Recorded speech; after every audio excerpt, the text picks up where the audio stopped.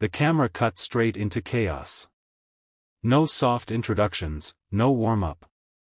Millions of Americans were already tuned in as the stage lights blazed against two figures seated just feet apart. On one side, Denzel Washington, his expression carved from calm steel, papers stacked neatly in front of him. On the other side, Karoline Leavitt, her jaw tight, eyes flashing with the eagerness of someone who had prepared every line, every gesture, every punch she thought she would land. But what no one expected, least of all her, was that the script she carried would be shredded in real time. The moderator's voice barely finished announcing the debate topic, faith and responsibility in public leadership, before the room snapped alive. Karoline leaned forward, her voice sharp and rehearsed, striking first, faith is not a prop. It's the moral foundation of America, and those who twist it for politics betray every believer watching. Her words echoed like a sermon. She thought she'd corner Denzel in the first round. But Denzel didn't move, didn't blink. He let her speech hang in the air like smoke before slowly leaning into the microphone. His voice came low, deliberate, no more script. 3 words, and the audience stirred. He wasn't countering her point. He was tearing down the stage she stood on. Cameras zoomed closer, Twitter hashtags sparked within seconds. He slid a single sheet across the table, a documented speech draft leaked from her campaign staff. The highlighted lines glowed under the lights, the exact same words she had just spoken. A script, manufactured passion. The crowd gasped. Karoline froze. For the first time, the debate wasn't about religion, it was about authenticity. And Denzel had just shifted the battlefield with one strike. The silence that followed was heavier than the moderator's voice. Karoline's lips parted, but no sound came out. Her carefully crafted image, the fearless truth-teller, was suddenly a marionette caught with the strings exposed. The leaked script on the desk wasn't just paper, it was proof. Proof that her righteous fire had been pre-written, rehearsed, packaged for television. The audience in the hall shifted uncomfortably, whispers rising like static. Denzel didn't rush, he didn't need to, he let the silence slice deeper than words. Finally, he spoke, each syllable clean, deliberate. You call this faith? Memorized lines on a page? No more script. Faith isn't theater. It's conviction. His voice dropped lower, almost like a pastor delivering a rebuke, and the effect was immediate. Some audience members nodded, others froze, but everyone felt the gravity. Karoline tried to regain footing. She gripped her mic, forcing a smile, her tone sharp. Those lines reflect values, not performance. Unlike you, Mr. Washington, I don't hide behind Hollywood dramatics. I live by what I say. The jab was aimed at his acting career, hoping to paint him as the one performing. But Denzel was ready. He leaned back, eyes steady, his presence swallowing the stage. Hollywood, he said calmly. At least in Hollywood, the audience knows it's a performance. What you're doing, selling pre-written sermons as conviction, that's the real act. And the people deserve better than theater disguised as faith. The audience erupted, some in applause, others in gasps. On social media, clips exploded. No more script was trending within minutes. Commentators dissected the moment in real time. Denzel wasn't debating policy. He was exposing performance. Karoline's armor, faith as her unshakable shield, was beginning to crack, not from attack, but from revelation. Karoline's cheeks flushed under the stage lights, a flicker of panic hidden behind her forced composure. She straightened in her seat, gripping her notes like they were a lifeline. She spoke quickly now, her words sharper, almost desperate. You're twisting this, Mr. Washington. Faith isn't about who delivers it, it's about the truth of the message. Americans don't care if I read it off a page, they care that I speak for them. But the crowd wasn't convinced. Murmurs spread like wildfire, heads turning, eyes narrowing. The image of authenticity she'd spent years curating was slipping, live, in front of millions. Denzel didn't flinch. He tapped the folder in front of him, his voice calm but edged with steel. The problem isn't the words. It's the mask. You tell America you're unshakable, that faith is your foundation. Yet here you are, reciting pre-approved lines, tested in focus groups, polished for optics.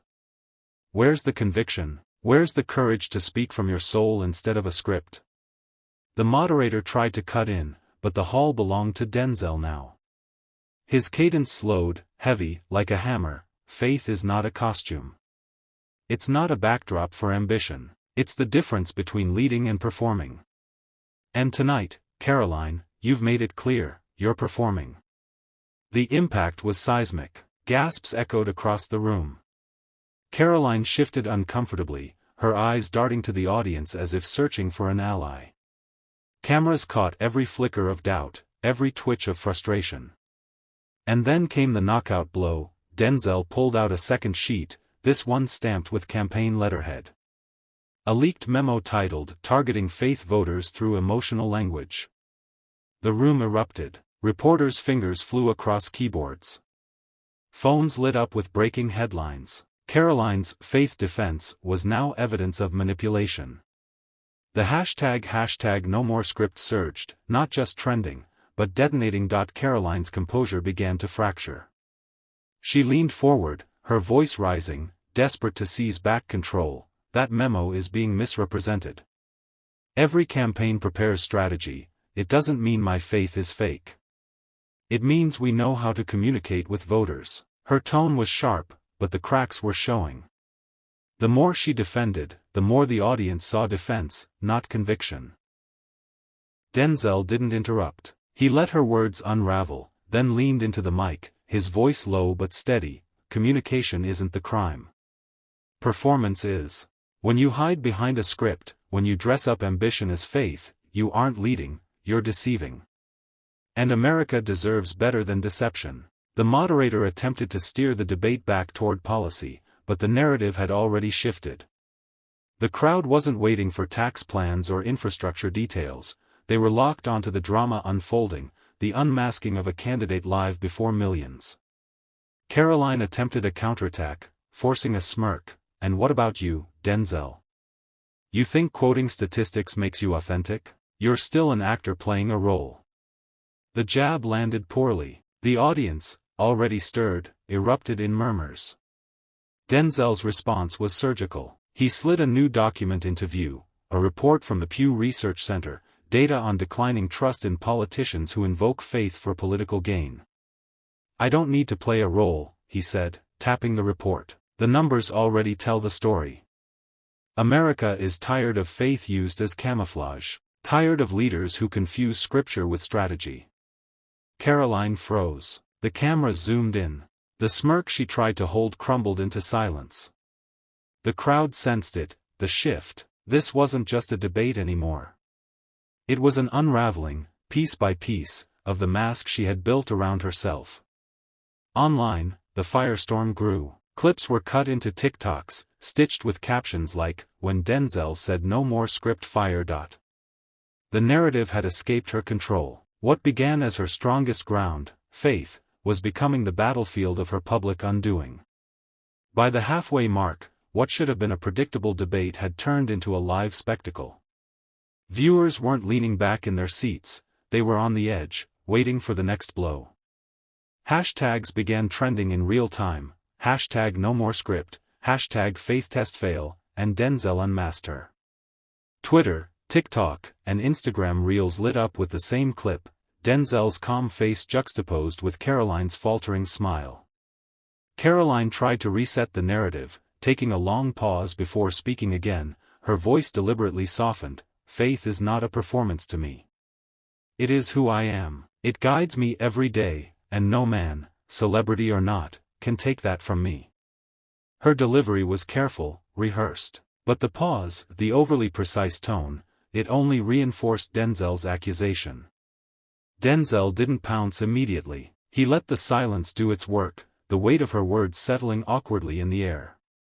Then he leaned forward, his eyes fixed on her. If it's who you are, why does it need rehearsal? The audience erupted. Gasps, scattered applause, and even a low whistle from somewhere in the back rows. The moderator's gavel tapped uselessly. The electricity in the room was beyond control. Karoline's face flushed, her jaw tightened, but she refused to yield. "You're twisting everything I say. You think cynicism equals wisdom, but it doesn't. People want leaders with vision, not critics with microphones." Denzel nodded slowly, almost respectfully, but his reply cut deeper. "Critics don't need microphones, Karoline. The people already are the critics. They're watching you right now, deciding if what they hear is vision, or rehearsal." The moment was devastating. Karoline had walked into the debate aiming to project dominance and faith-driven strength. Now, she was caught in a spiral. Every attempt to reclaim ground only amplified the perception that she was exposed. In living rooms across America, families watching the debate exchanged looks. "She's losing it," some whispered. The comment sections mirrored the sentiment. He broke her script live. For Karoline, the danger wasn't just losing the debate, it was losing the narrative. And once the narrative escapes, no campaign memo can bring it back. The camera feed zoomed in tighter now, faces filling the frame. Karoline's eyes darted toward the moderator as if searching for rescue, but the moderator only shuffled papers, unwilling to intervene in what had clearly become the heart of the night. The audience sensed it. This wasn't just a debate anymore, it was a reckoning. Denzel leaned back, hands clasped calmly in front of him, his composure amplifying every ounce of Karoline's visible strain. He didn't need to raise his voice, his restraint was the weapon. "Karoline," he said evenly, "faith isn't about rehearsed lines, it's about unshakable presence. And tonight, America isn't seeing faith. They're seeing a performance unravel." The line landed like a gavel. Gasps rolled through the auditorium. Some supporters of Karoline tried to clap in defiance, but even that applause was thin, scattered. The energy wasn't with her anymore. Karoline tightened her grip on the microphone. "So what are you saying?" she snapped, her voice edged with heat. "That I'm a liar? That millions of Americans who share my values are just actors on a stage?" Denzel didn't blink. "I'm saying," he replied, "that values don't vanish when the script runs out. They're tested in fire. Right now, America is watching your fire test, and it doesn't look like faith. It looks like fear." The crowd froze. It was the kind of silence that hits harder than noise, a silence that spoke of realization. Social media exploded within seconds. Clips looped endlessly, Karoline's face tightening, her voice cracking, juxtaposed with Denzel's unshaken calm. Newsrooms scrambled. Producers in headsets yelled for live replays. Anchors whispered off camera, "This is the clip that will define the night." For Karoline, every second that ticked by became heavier. She had prepared for attacks, yes, but not for exposure of the kind that makes an audience question not just words, but authenticity itself. By now, even her staunch supporters in the room weren't cheering. They were waiting. Waiting for her to prove Denzel wrong. Waiting for something unscripted, something real. But in politics, when silence stretches too long, the waiting itself becomes the verdict. By this point, the debate had stopped being about policy.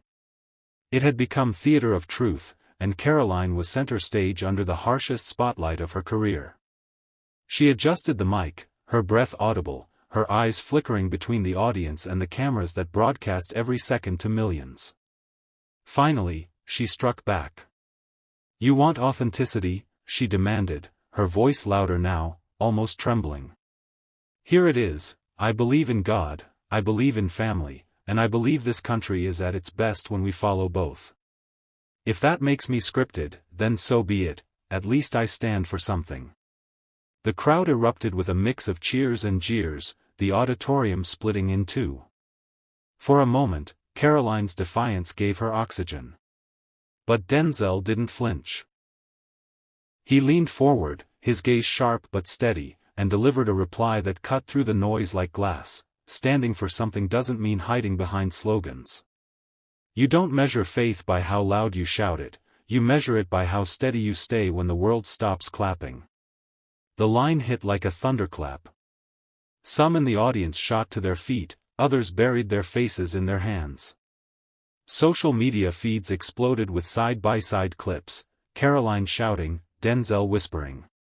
The contrast was brutal. On Twitter, one viral comment captured the mood. She yelled, he whispered, and somehow he was louder. Karoline's jaw tightened again, but this time her silence betrayed the truth. She had no comeback. Every slogan sounded suddenly hollow, every planned line fragile. The weight of Denzel's calm dismantled her defenses in real time. Commentators in the press box whispered urgently. One muttered, this isn't just a debate moment, it's a collapse. Another wrote in his notes, authenticity war, Denzel 1, Karoline 0.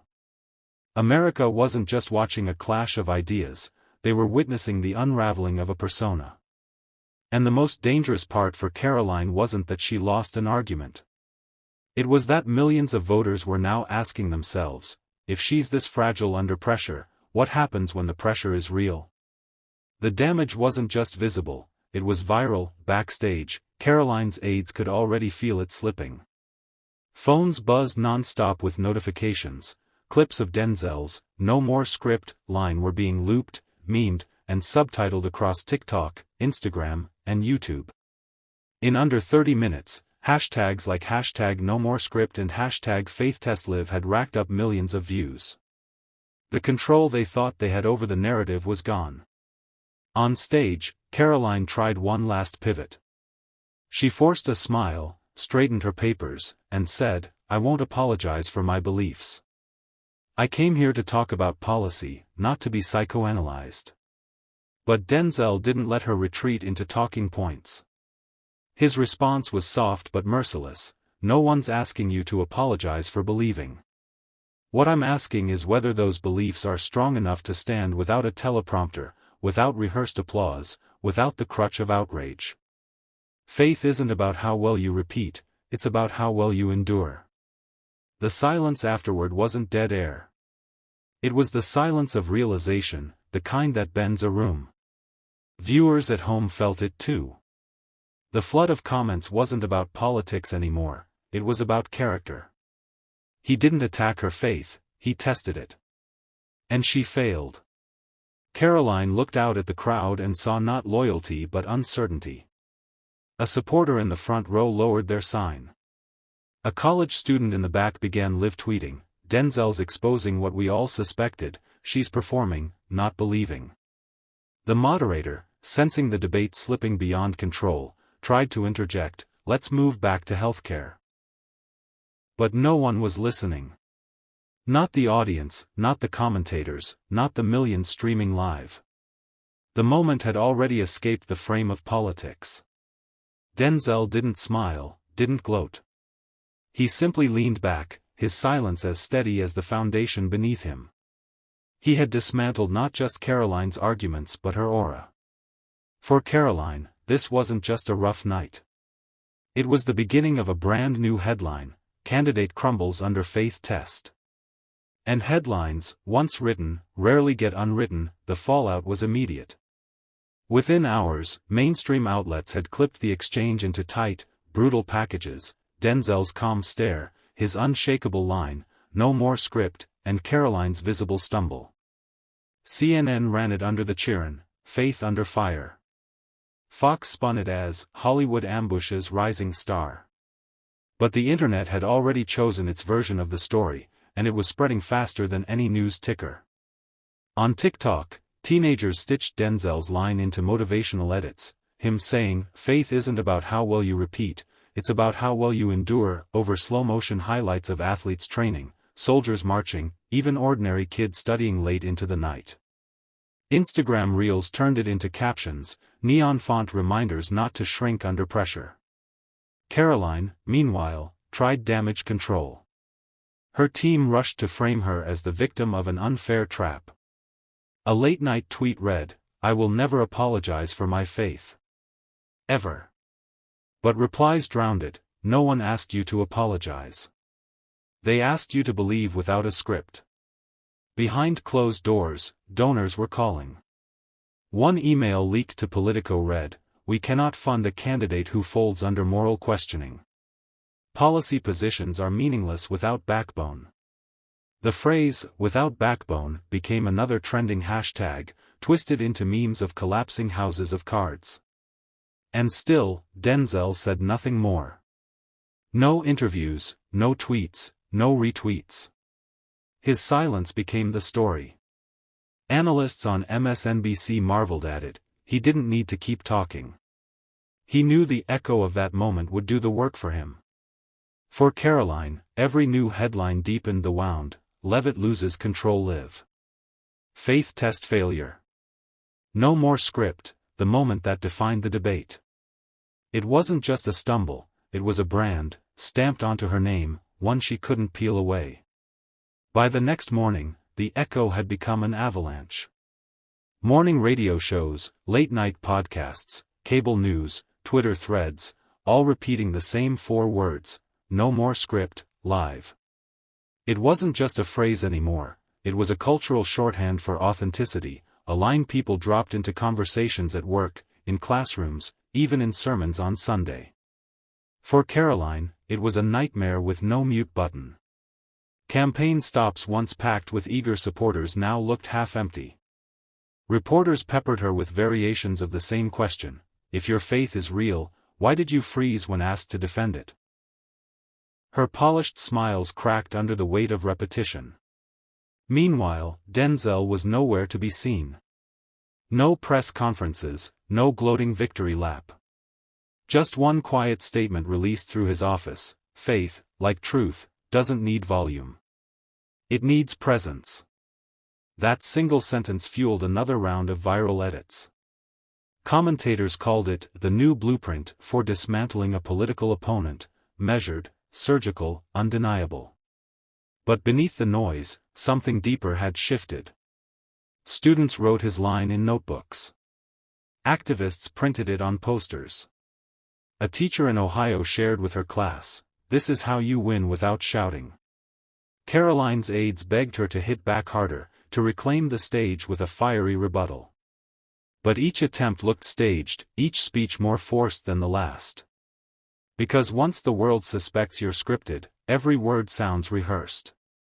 The debate would be remembered not as 2 candidates sparring over policy, but as the night one of them was revealed, exposed, not by insults, but by the absence of belief under pressure.